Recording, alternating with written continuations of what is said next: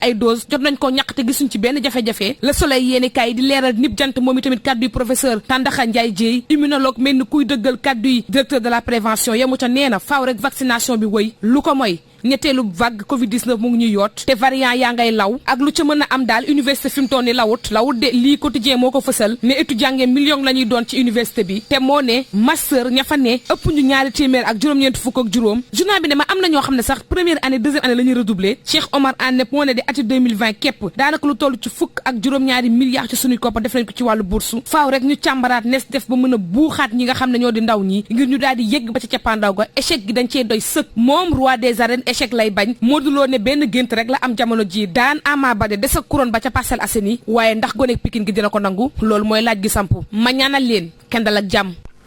jaajëf soxna Aïssa Diakhaté ñu ngi lay sant di la gërëm mbokk yi kon ci foofule ci lañ yëkkati jotaayu xibaar yi ñu ngi sant di gërëm bu baax a baax Isaaxa Diagne mi fare woon ci xarale gi réalisation Pierre Edouard Faye ci kaddu gi seen mbokk Seydina Omar Ba ci kanam tuuti rek moom Pierre Edouard Faye dina fi teew dikk ak yéen ci seen rubrique ganu kër gi lee bon mbokk yi mucc gu sax te ànd ak xéewal yàlla na ko yàlla tuur ci askanu sunu gaal yéen doog jàmm.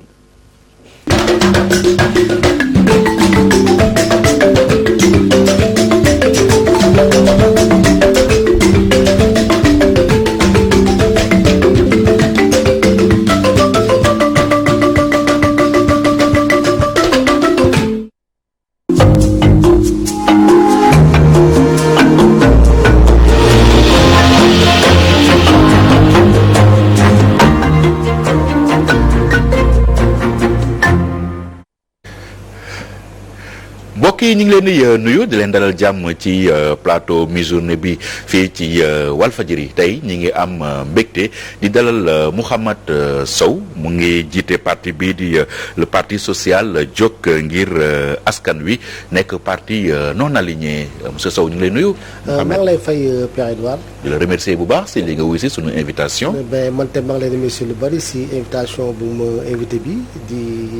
ñaan yàlla que waxtaan bu ñu nar a sekk bi yàlla nañ ko si def ak dal si jàmm ak salaam et puis di nuyu tamit téléspectateurs yi ñu seetaan. waaw sa parti bi mooy parti social jóg ngir askan wi en acronyme nag mi ngi joxe PSDN loolu c'était recherché wala bokk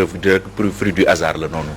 non PSDN moom loolu moom def naa loolu moom ñëpp xam nañ ne PS moom parti socialiste moom ñëpp xam nañ DN moom. voilà donc mais nag ñun suñu parti tuddee ñu ko PS ak DN mais dañu ko tuddee parti social jóg ngir askan bi mooy parti bi dafa jóg dafay def social ba pare en temps tamit jóg ngir li nga xam ne mooy suñu askan. lan moo la différencier ak yeneen parti ndax parti bi loolu la ñuy wax askan wi ñu tax a jóg askan bi la ñu bëgg liggéeyal. mais parti en général bépp boo créé en général loolu la ka lay tax a jóg xanaa kay avec le temps ngay dugg si yenn li nga xam ne waroo see dugg. Voilà. Alors pourquoi ngeen choisir nekk non aligné bëgg leen bokk ci pouvoir bëgg leen bokk ci opposition da nga war a choisir seen camp non. waaw xam nga ñun boobu ñu créé seen parti bi 2011 2012 ñu am seen récépissé dem nañu élection locale si Kër Massar. ñu jot fa dem en tant qu'indépendant sans coalition ñu jot am benn conseiller donc du coup ñu dafa am lu ñu gëm te loolu ñu gëm moom la ñuy doxee ba léegi parce que ñëw rek dugg si telle coalition wala telle coalition loolu yomb na mais je crois que balaa ngay dugg fenn muy fépp mu tudd dëgg daal balaa nga fay dugg xoolal càmbaral li nga xam ne que ñii nga bugg àndal lii la ñuy yéene réew mi nga xool nag par rapport ak sa parti la ngeen def par exemple pour rejoindre ko pour mën a tabax réew mi. gisagu leen fenn dal seen xel ci pouvoir wala ci opposition. bon pour l'instant gisaguñ ko moo tax ñu gën a nekk di tey. waaw mais Sénégal dañu naan boo xamaa parti yi ñu am toll nañu si ñetti téeméer 300 est-ce que loolu waroon na tax sax waru woon tax ngeen bañ a ñëw di créer parti yéen. pour yokkaat si lim boobu. waaw xam nga parti politique moom bépp sénégalais bi nga xam ne vraiment yaa ngi si dëkk bi am nga droit créer parti politique soo demee ba gis nag par exemple réew bi ni ñu ko yoree neexu la wala nu muy doxee neexu la te kat yow am nga yéene bokk si ñi nga xam ne dañuy tabax réew mi donc je crois que ce droit la constitution moo la ko bay nga ñëw créer parti politique. tey si dialogue bi ñu ngi waxtaanee mbirum rationalisation des partis politiques est-ce que ragaloo bu ñu excès si loolu parti bi mel ni sa bos ñu supprimer ko. mais lu tax ñu koy supprimer parce que man élection locale dem naa si de. te man par exemple dem naa élection locale dew ma ànduma ak benn coalition parti social jóg ngir askan bi moo dem si élection am benn conseil municipal à Kër Massar te pourtant Idrissa Seck coalition Idy bu nekkoon Kër Massar boobu moom tamit benn conseil la amoon te Idrissa Seck moom la ñu gën a xam si langue politique bi te ñun kenn xamaguñu mais taxul dem nañu élection locale dañoo am benn conseil donc je crois que suñu waree kay rationaliser les partis defe naa après la ñuy njëkk a dindi. parce que moom la ñuy njëkk éliminer ndax lépp li nga xam ne parti noonu lay doxee ñoom doxewuñu ko noonu. doxewuñu ko noonu. comme lan parti bi dafa am ay charte yoo xam ne mooy doxal parti. mais charte yooyu est-ce que ñoom ñi ngay nekk si nguur sa yor parti ñu koy doxal. par exemple war a déposer say compte fa le ministère de l'intérieur. est-ce que loolu chaque année yéen yow yaa ngi koy def. mais non ñoom est-ce que ñoom ñu ngi koy def. yow koy defal sa wàll rek d'abord. déedéet xam nga dafa yomb soo xoolee si parti yi nekk Sénégal yëpp soo leen xayma kenn wala ñaar wala ñett nga jël yi nga xam ne ñooy def yu mel noonu à part ça kenn def ko commençant par parti au pouvoir. le parti bu ko defal ko nañ la tas rek. ben nañ la tas problème bi réglé. déedéet xam nga tas bi dafa suñu tas ñoom dafa naa parti APR la ñu njëkk a tas parce que ñoom respecté wuñu benn charte li nga xam ne moom mooy doxal parti politique respecté wuñu ko tamit donc dafa naa tegi lu ñu gën a moo def kay mooy ne waaw ñii ànduñu ak ñun comme respecté wuñu charte yi nañ tas seen parti mais nag gis nga parti boo tas nit ki day taxaw jàmbaar la yow xeex ak yow parce que droit am la te même par exemple soo nee respecté wul lii moo tax nga tas parti am yow tamit comme que tas nga parti am sa part daa war tas parti am respecté woo ko te tamit soo tasee parti jàmm sax même à la fin su xeexee dara sottiwul mais kooku day def noonu te soo defee noonu nga dem rejoindre benn parti nekk foofu doo defal teg yow ba mu saf ndax tamit dëkk bi ñun ñëpp a ko bokk suñu ko bokkee dañuy respectante mais nag bu ndee rek parti bi àndul ak man respecté wul charte xaaral ma tas parti am fekk yow mi nga xam ne yaa jiite réew mi yow yaa yor sa parti respecté wul charte. mais du moom mooy tas parti loi moo koy tas. oui mais loi yooyu xam nga loi yi ñoom loi Macky Sall la donc tu vois parce que man loolu laa jàpp loi yi moom. loi fii la ko fekk. mais non attends. loi sur parti politique fonctionnement parti politique yi kay fii la ko Macky Sall fekk. xam nga fii la ko fekk mais tey su ko neexoon tey jii mu changé ko ndax ñi nekk assemblée nationale ay député am lañ ñoom dañoo ne ay député lam lañ alors que député yoo ne député peuple nga ñoom ils se revendiquent des députés de Macky Sall donc tey jii moom tey jii voilà comme que loolu am na fi nag tey jii respecté loi non soo nekkee respecté loi da ngay ne nga respecté loi Macky Sall mais pas loi bi nga xam ne ñun ñëpp mu ñu tënk. alors dinañ dellusiwaat ci kanam ci question politique yi mais ñu waxtaan ci wàllum actualité bi nga xam ne bi ñu génn nii mooy mbirum Ousmane Sonko réew mi nekkoon ci ay bés yoo xam ni tàngoon na trop ba ñu bëri tiitoon avec le recul ban analyse ngay jeté ci actualité boobu. waaye actualité bu ñu jeté mooy vraiment lu fi jaar mun naa sax c'est un mal bon mun ma wax ne que c'est un mal bon mun naa c'est un mal nécessaire ndax tolloon nañ tollaay bi nga xam ne que Macky Charles Sall. demoon na ba noo koy woowee nga ni. Macky Charles Sall. Macky Charles Sall. Macky Charles Sall. pourquoi Charlie bi. mais pourquoi Charlie parce que c'est lui qui s'est fait appeler tout seul Charlie moom moo wax Charlie la moo tax ñu nekk Macky Charles Sall. ah yow soo nee yow Charlie nga. lan nga bëgg ma leeral ak Macky Sall. teew nga ne carrément moom yow ay Charlie. je suis Charlie loolu benn cri de ralliement la woon rek. cri de ralliement soo rallier benn cri kay daa fekk nag yow tamit si nga bokk c'est tout jeex na voilà donc moom moo ne man maay Macky Charles Sall comme que moo ko wax. moo fa dem mais moom parce que gis nañ ne que instant boobu loolu amee ñëpp fa nekkoon dañoo nekkoon di wax ne que je suis Charlie mais moom nag su nee je suis Charlie mais loolu si bëgg man ma nekk doo Charlie dama koy ne Macky Charlie Sall bien que kenn àndul si faat doomu aadama loolu moom tel qu'en soit sa conviction moom dañu ànd kenn kuy faat doomu aadama parce que bakkan c'est sacré kenn waru kaa faat voilà. waaw ci mbirum Ousmane Sonko bi ma bàyyi la continuer waaw mbirum Ousmane Sonko mooy lu may wax rek tey jii soo déggee ma ne c'est un mal mooy lu ma waxoon rek c'est un mal moom mooy malheureusement am na suñuy doom yu si gaañu ñuy profité au passage pour jaale seeni waajur am na également suñuy doom ak ñu si gaañu ñu tamit ñu leen di massawu tamit seeni waajur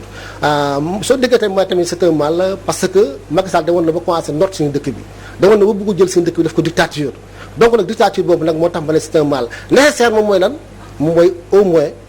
Macky Sall dem na ba xam ne que sénégalais yi nga xam ne moom la ko séqal neexul ba neexul ne que ay bañkat lañu ñu nekkoon di manifester du ay partisans Ousmane Sonko rek les 3 cas ñu nekkoon di manifester mooy ñi nga xam ne ñoom préserver la démocratie sénégalaise ba yoon suñu dëkk fi nga xam ne que Macky Sall foofu la ko fekk ba mu yàq ko def ko dictature loolu moo taxoon sénégalais yi taxaw war ne que nag lépp tuuru lépp tuur lañ ko war nag war ñu taxawoon jàkkaarloog moom bien vrai que ñu ngi déplorer ñi nga xam ne gaañu nañ si ñu ngi déplorer li nga xam ne les blessés ñu ngi déplorer également li nga xam ne moom mooy saccage yu am yi yooyu tamit dañ koy déplorer mooy lu ma yàgg wax rek ñi fi ñëw investir dañoo ñëw parce que dañoo wóolu état du Sénégal moo tax ñëw créer fi ay industrie créer fi ay grandes surfaces donc je crois que suñu devoir moom mooy c'est de protéger les intérêts yi nga xam ne foofu ay Sénégalais ñoo fay liggéey non même grande surface yooyu ñu soo ñëwee tey jii Auchan ay doomu Sénégal fay liggéey ay doomu Sénégal la fa nekk tey jii tey suñu amee chance tey jii des grandes entreprises ñëw investir dans notre pays je crois que le devoir de l'État c'est de protéger les investissements étrangers le devoir également des Sénégalais c'est de respecter également ces investissements étrangers parce que Sénégalais yi xam na ñun Sénégal ñu ngi fu nekk ci àdduna bi donc tey jii ñun suñu lebalee loolu ñi nga xam ne lu ñu lebal ñu investir dëkk bi suñu ko lebalee ñu nekk à l'étranger nag kon comment ça se passera donc je crois qu'on peut manifester pacifiquement sans mu am autant ay yàq kon ñu wàccoon yëpp nekkul woon forcément cause Ousmane Sonko la mais ku si nekk da nga frustré woon toog sa coin am occasion nag pour mën ko déverser dans la rue. Voilà, c'est ce qu'ils ont fait et c'est ce qu'ils ont fait, déverser ko dans la rue et monter à Macky Sall comme lu ma ko yàgg wax rek ci samay live moom mooy ne que dëkk bi bu mu jàpp ne que sénégalais dañ kaa ragal sénégalais dañ kaa joxoon cër jàpp ne que mooy président wu Sénégal ñu jox ko cër mais nag mu dem nag ba cër boobu nag mu foog ne que ñii dañ kaa ragal mu continuer def lu ko neex bugg nag benn moment nag mooy notre pays vers la dictature nag moo tax sénégalais yi taxaw ne ko suñu réew doo ko yàq da nga kaa jël si démocratie te da nga koy bàyyi si démocratie. mais dictature est-ce que le mot n'est pas trop fort. non moi Sénégal bu amul dictature ñu dinañ toog fii di wax li ñuy wax nii. voilà xam nga man néew ma dafa nekk dictateur. man damaa ne Macky dafay tendre vers la dictature. xam nga nekk dictateur ak tendre vers la dictature du benn ndax dictateur comme ni nga ko waxee ni su nekkoon tey dictateur defe naa tey ji balaa ñu ko wax émission sax gars yi génn nañu palpable ñu yóbbu ñu tu vois mais soo tendre vers la dictature da ngay poser ay jalons jalons yi mooy lan lu gën a élémentaire mooy le droit de marche le droit de marche xam nañ ne que kooku sooy marché amoo droit dem di demander ay li nga war defal mooy déclaration parce que constitution moom moo la ko may moo ne képp sénégalais bi nga xam ne que dafa mer demal nga def déclaration pour demander marché c'est tout jeex na mais loolu nag malheureusement li nga xam ne c'est un droit malheureusement c'est devenu une exception te loolu moo ko tax nag sénégalais nag ne Macky Sall mi kat suñ ko bàyyee dina yàq réew mi moo tax nag ñu taxaw ne ko suñu dëkk bii ba mu ko jël da nga ko jël si démocratie te si démocratie tamit nga koy bàyyi. mais oui reculé na loolu quand même acte de grandeur la. bon kooku moom quoi qu'on puisse dire xaw ma ndax stratégie la xaw ma il a reculé pour mieux sauter kooku moom moo xam ak yàlla mais ce qui est sûr et certain moom mooy nag comme que moo yor doole bi. donc moo yor doole bi bien vrai que Ousmane Sonko aussi amoon na doole ndax jeunes yu bëri moom la ñu àndal mais ce qui est sûr certain defe naa dooleem moo ëpp Ousmane Sonko te je crois qu'il a utilisé il a été responsable parce que tey je crois que tey jii su ñu bàyyi woon tey jii ñu gën a dal ci kaw manifestants yi je crois que tey jii dañ doon dénombré kon des centaines et des centaines de morts mais alhamdulilah rabbil alamin yàlla dimbali nañu ba ànd na ak xelam ba def ndànk mais def ndànk bi nag taxul y a eu des morts te benn sénégalais bu dee rek dafa mel ni sénégalais yëpp a dee moo tax morts yooyu nag ñi nga xam ne xamuñu kan moo leen rey xamuñu ndax force de l'ordre la xamuñu la moo si rax si biir ñun dañuy demander pour que ñu édifier les sénégalais parce que duñu bàyyi benn sénégalais bu dee sur des manifestations te kooku nag le seul responsable que je prendrai le seul responsable du kenn sur Macky Sall moom mooy responsable de. mu ko nekkee moom moo nekkee responsable parce que moo njiite réew mi moo nekkoon sur le terrain. moo nekkoon sur le xam nga tax ma ne moo nekk responsable tey jii suñu bàyyi Ousmane Sonko mu dem wuy juge ba mu ko woowee kon tey jii problème bi yëpp du am nit kee nga juge mu ko woo mu jël otoom di dem nga ne ko doo jaar fii ngay jaar mu nangul la ko nga ne ko jaar benn yoon mu ne yoon bi soo fa jaaree kat sama vie c'est en danger lacrymogène yi jolli problème bi commencé mu dem encore sur le champ ngay sax léegi waxtuñu sax affaire viol léegi dañuy wax moom mooy participation à une manifestation interdite ay waxu picc yooyu mais xam nga nit da ngay nekk responsable daal dëgg-dëgg nit mënoo ko woo ko juge woo ko pour benn mbir nga jaar benn mbir teg ko ci kawam donc du coup voilà ça a été de trop et puis sénégalais nag xam ne que dëgg nag neexul ba neexul suñu taxawul leen mën na ko jur leen mu mën a jur nag moo tax ñu taxaw wan Macky Sall ne que dëkk bi réew mi dañ la kaa dénk mais moo ko. mais Mouhamed yow mi da ngay dawal oto souvent am yoon boo xam ne da nga koo tàmmoon di jaar nga jaar fa fekk fa benn agent de la circulation mu dévier la nga jaar feneen da nga koy respecté. dama koy respecté loolu c'est très ordinaire non. man agent circulation bu ma nee Mouhamed jaaral fii mu leer ma nag fu ma bëgg dévier su ma fa jaaree ñu faat sama bakkan du ma fa jaar même su nekkee façon du ma fa jaar. mu ne ma dévier fii mu leen fi may dévier soo fa doon tirer pistolet wala ñu dóor ma jaasi. bon am ñu fa doon taxaw di xaar ay yor pistolet. mais je sais pas mais. puisque ñu bëggoon dévier Ousmane Sonko. non Ousmane Sonko moom moo juge que sa sécurité est en danger moo tax mu ne itinéraire bi nga xam ne nag moom lañ ko bëgg jox moom lañ ko bëgg jël pour mu jël mooy du ko jël ndax il se sentait pas en sécurité là-bas voilà loolu la donc tamit kooku tamit c'est humain képp ku ñu dee jaaral fii mu ne nag fi nga naa jaar saa waay loo fay xaar baaxul mais doo fa jaar quel que soit l'ordre. maintenant discours du président Macky Sall mu opté pour l'apaisement te mu ni ndaw yi aussi je vous ai compris est-ce que loolu dal na xel. moom loo wax rek au départ xamuñu ndax daf ko def parce que dafa am leen lu mu ndar ci gannaaw moom moo xam ñun xamuñu mais ce qui est sûr certain rek moom mooy ne que il faudra lui reconnaître benn responsabilité quand même parce que xam nga nit soo amee doole xam nga état dafa am doole donc tey jii doole boobu mën na ko utiliser contre les manifestants mu gën a metti mais heureusement tey jii discours bi mu indi bi discours apaisant la parce que apaisant compte tenu que nee na jeunes yi nga xam nañ ne que ñoom ñoo nekk ci dëkk bi suñu njaboot lañu nee leen ne que je vous ai compris mais tant mieux puisque mu ngi ne day décaisser 300 milliards pour jeunes yi mais kooku baax na kooku na ko déwul rek et puis on verra à l'avenir ce que ça donnera. yaakaar nga loolu solution la 300 milliards. ben c'est un début de solution et puis on verra par la suite ce que ça donnera. ñi ñàkk seen bakkan nag est-ce que dafa war a naax saay rek parce que depuis les indépendances ba léegi heure bu amee drame rek ñu ni une enquête sera ouverte furaas daal xëddeen du mujjee fenn. gis nga Pierre gis nga benn sénégalais bu ñàkk bakkanam daa mel ni Sénégal gi yëpp ñoo ñàkk seen bakkan gis nga loolu moom mooy suñu 13 xam mu 11 sénégalais yi dee yi kooku moom dañuy demander une enquête indépendante non du enquête indépendante soo ko déggee ñu wax ko du enquête bi nga xam ne rek état moo koy mënee non day jar ñu woo ñi nga xam ne que nekk ñu fi bitim réew lañu nekk ñu ñëw bokk ci enquête yooyu pour ñu mën a situer les responsabilités parce que mënuñu bàyyi benn ci suñu doomu réew mu faat ci ay manifestations te manifestations yi ñu faatu kenn nekk responsable sur le président Macky Sall c'est le seul responsable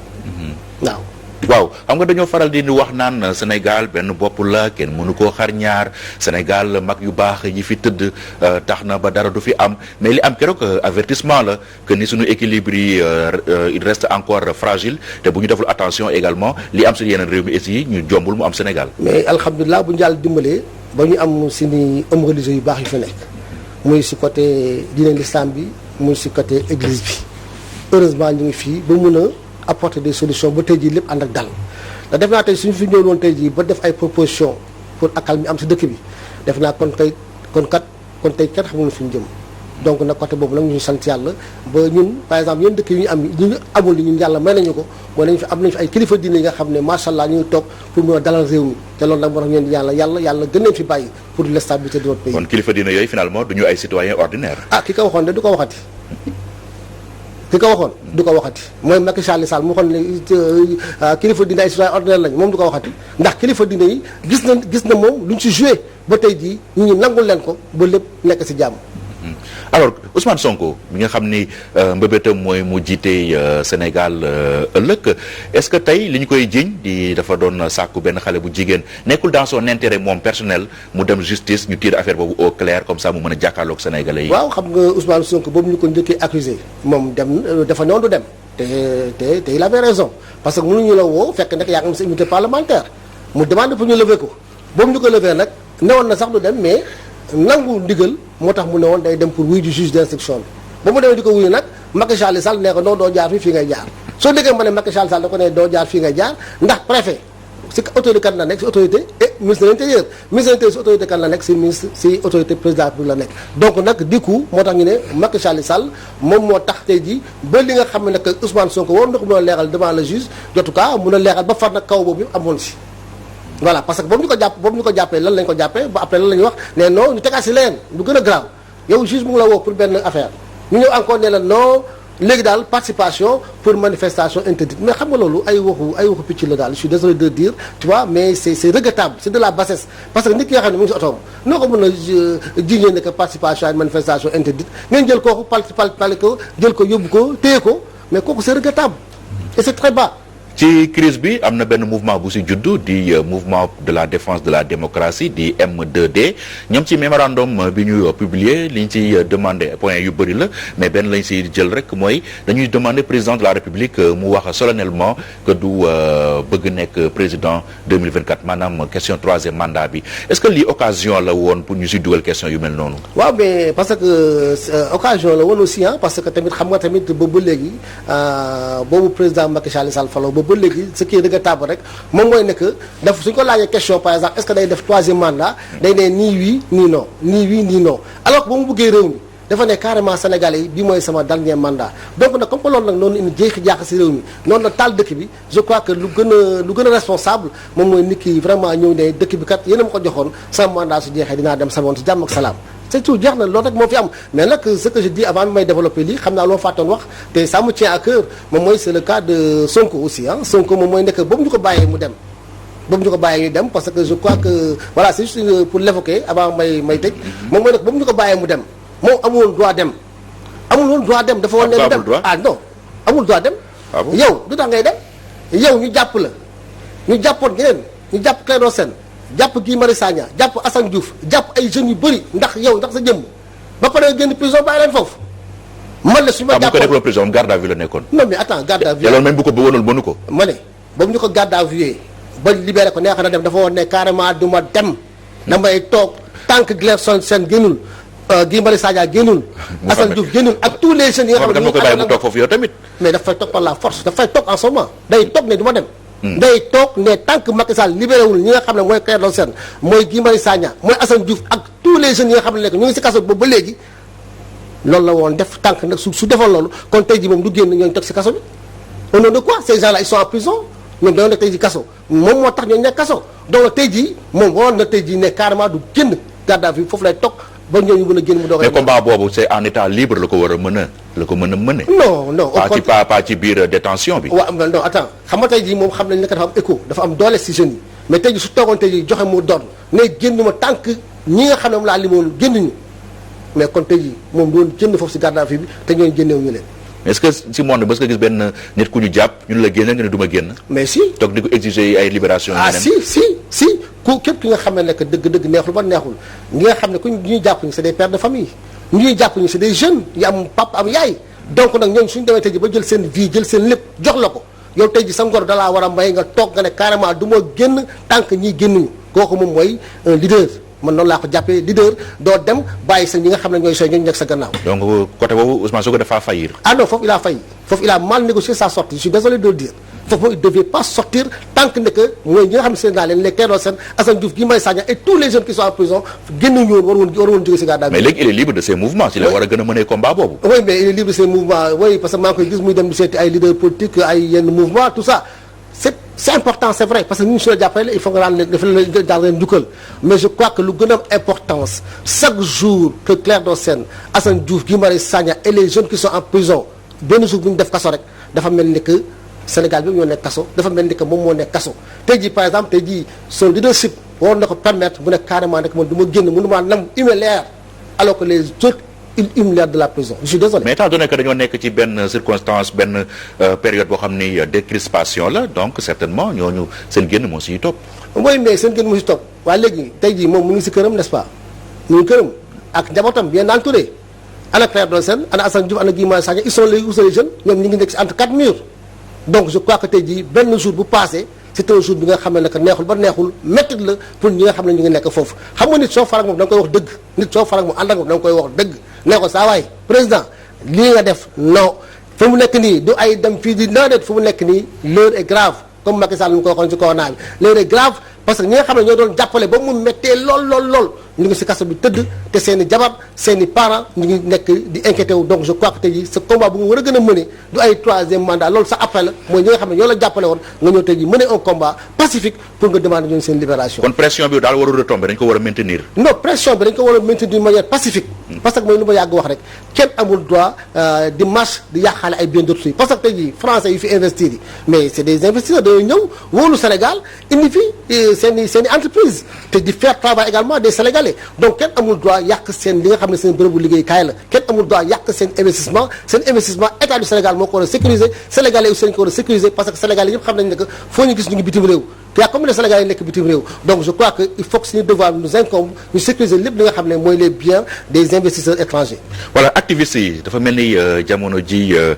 nekk activiste sénégalais nekkul lu yomb en plus ñi nekk prison fii ci Sénégal am na kenn ku ñuy waaj a rapatrier di Ousmane Tounkara nekk États-Unis souvent di def ay vidéo ñu koy liñ bokk na si li ñu koy jiñ daal mooy acte de terrorisme loolu est-ce que nekkul mot bu fort. gis nga Pierre man balaa may commencer sax damay masawu Ousmane Tounkara parce que Ousmane Tounkara man je le connais pas mais ce qui est sûr certain rek tey jii mën a toog États-Unis nekk ak jabaram nekk ak ay njabootam vivre tranquillement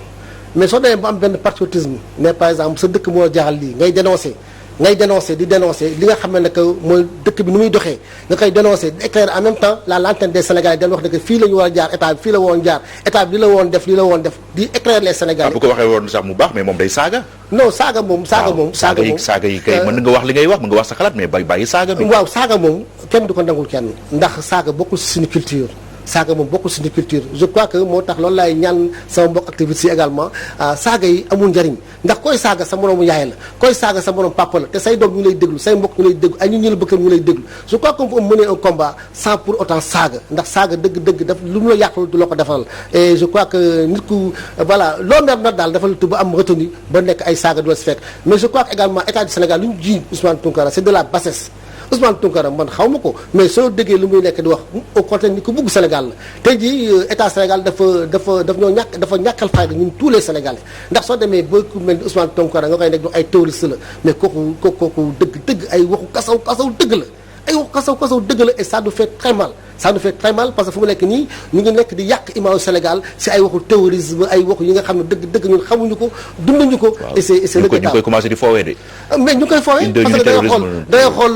mooy ministre de l'Intérieur boobu la mooy Antoine Félix Diome la tu te rends compte ay xale mer di manifester ngay nekk di wax ay terroristes ñoo fi nekk di wax ay waxu picc comme ça là kay tamit jóge fële mooy ministre de la justice boobu tamit Malick Sall moomu nekk di wax ne que non ay mbër ñoo nekk di manifester xam nga yooyu du ay waxu nit ñu responsable président nag ba mu ñëwee heureusement que voilà ba mu ñëwee nag ba am un autre discours boobu leen woon dax ñoom ministre de l'Intérieur ak ministre da leen woon dax parce que dañoo doon taal dëkk bi ndax dañoo ñàkkal fayda waa Sénégalais yi dañoo yëpp Sénégalais yi ba nekk di wax ay wax yi nga xam ne ay wax kasaw di traiter les Sénégalais de terroristes pourquoi au nom de quoi ñun xam ñu affaire terrorisme li nga xam mooy dund si jàmm ak salaam en toutes les communautés religieuses ñun loolu la ñu xam waaw ñu jeexalee ak mbirum Covid bi mu commencé am benn polémique ci vaccin bi di AstraZeneca boo xam ne mi ngi Sénégal sax lu toll si presque lu ëpp 10 000 Sénégalais jot nañu see vacciné wu en Europe ak un peu à travers le monde réew yu bëri ñu ngi suspendre vaccin yi ndaxte dañoo gis ay effets secondaires très graves ci ay quelques sujets yoo xam ni vacciné woon nañu leen Sénégal ban attitude la ñu war a am est-ce que dañu war di continuer di vacciner nit ñi ak vaccin boobu wala dañu ko war a suspendre en attendant ñu siy gis lu leer. mais xam nga c'est regrettable ndax man mënu ma comprendre yow ñu wax leen ne que vaccin AstraZeneca Afrique Sud bu ko doon utiliser ñoo ko njëkk a bàyyi ndax gis nañ ne que dafa mën a effet secondaire seen population ñu bàyyi ko aussitôt tey jii réew yu mel ni France ak d'autres pays européens ñëpp ñu ngi bàyyi vaccin AstraZeneca waaye léegi au nom de quoi mooy suñu ministre boobu taxaw di wax non dama ko bàyyi mais xam nga ñu dañoo yebaate neexul ba neexul parce que ces vaccins là ça les appartient pas ça appartient aux Sénégalais donc nag nit sa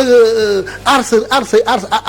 les Sénégalais kooku sa devoir la mais nga taxaw fële non duñ ko bàyyi mais c'est quoi xam nga dëgg-dëgg na neexul ba neexul gis na mbir dañ koy dénk ko mën mais ministre de la santé bi nga xam ne que jàngul santé jàngaanul santé ñu ñëw di ko wax boolem santé. mais il est entouré par des gens du secteur. mais même s'il est entouré par des gens du secteur. su amoon compétence boobu xam tey jii luy wér gu yaram dëgg defe naa tey yu dégg ñu nekk avec toutes les conséquences du AstraZeneca am muy nekk di wax ne que non dañuy continuer di dérouler pour. même ay médecins si boppam ñoom ñoo wax ni dañ koy continuer. gis nañu ko mel ni docteur yu bëri ñoo xam ne ñoom nee nañu dañoo war a continuer mbir mi. waaw parce que gisaguñ ci benn danger fii ci Sénégal. waaw suñu gisee benn danger pour Sénégal xam nga ne que ñun xam nañu ne. su mel ni Tanaxa Njaay par exemple. voilà xam nga tubaab par exemple lu muy supporter ak nit ku ñuul lu muy supporter du benn. tu vois loolu moom tey jii peut-être ñoom ñu ngi gis conséquences yi ba bàyyi vaccin AstraZeneca bi mais ki ñu di que par exemple ñun ñi nga xam ne jot ñoo vacciné AstraZeneca bi ki ñu di que à l'avenir du am ay conséquences yi si population bi xamaguñu donc nag du moment que ñu ngi rek di wax lii baaxul rek sur le champ boobu la ñu jël ay dispositions arrêté ko.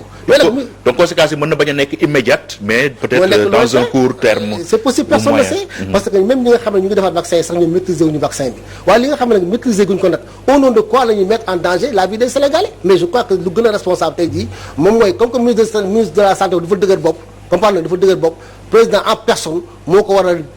demander exiger ne ko lii arrêté ko mu jeex c'est tout vaccin chinois bi bon dégguñu si lu metti dégguñu si ay conséquences mais AstraZeneca bi ak Pfizer bi ak Moderna bi ñëpp xam nañ ne que surtout Moderna ak Pfizer kooku c'est des études qui ont été publiées ne carrément mën na modifier le gène humain waaw donc lu tax ñu ko fi indil ñoom yan vaccin la ñu vacciné wu moom président Macky Sall ban la vacciné dañoo xam. Pfizer kay ñëwagu fi. non mais damaa wax non Macky. Pfizer déjà pour conservation bi sax. Afrique bi non mooy Pfizer bon xam nga mooy Pfizer ak Moderna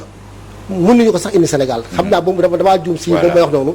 Pfizer ak Moderna mënuñu ko indi Sénégal. parce que conservation dañoo ne il faut mu nekk 80 degré 4 mooy de 80 degré. dañoo am jumtuwaay yooyu. ñu dañoo am ay jumtuwaay yi nga xam ne day permettre ñu conserver ay vaccin à moins de 80 degré kooku amuñu jumtuwaay yooyu mais nag lu ñu wax ñi nga xam ne amul conséquence pour l'instant mooy le vaccin chinois la ñu wax ak vaccin russe mais pour l'instant nag dañoo ne Moderna bi ñëw na.